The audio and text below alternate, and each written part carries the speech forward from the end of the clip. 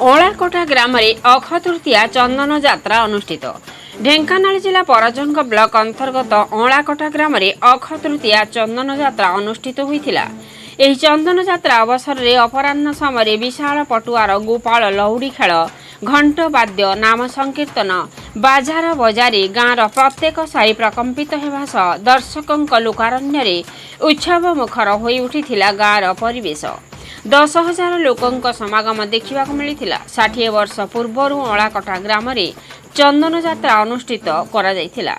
ଏଥିରେ ଗ୍ରାମର ଯୁବଗୋଷ୍ଠୀମାନେ ପୂର୍ଣ୍ଣଚନ୍ଦ୍ର ସାହୁ, ଡିଲେଶ୍ୱର ବେହେରା, ଗୋକୁଳାନନ୍ଦ ବେହେରା, ସୁଧାକର ସାହୁ, ମାଧବ ଖିଲାର, ବିକାଶ ଦେହୁରୀ, ସୁଜନ ଖିଲାର, ବୀରଙ୍ଗୀ ଖିଲାର, ବିଭୂତିଭୂଷଣ ସାହୁ, ନିର୍ମଳ ସାହୁ, ମନ୍ଦର ସାହୁ, ଚିନ୍ତାମଣି ସାହୁ, ସୁଶାନ୍ତ ସାହୁ, ମଧୁକର ସାହୁ ସହ ଗ୍ରାମର ପରିଚାଳନା କମିଟିର ସମସ୍ତ ସଦସ୍ୟମାନେ ସହଯୋଗ କରିଥିବା ବେଳେ ଉକ୍ତ ଗ୍ରାମର ଚୌପାଡ଼ିଠାରେ ଅପେରା ଦାରୁବ୍ରହ୍ମ ଗଣନାଟ୍ୟ ପରିବେଷଣ କରାଯାଇଥିଲା।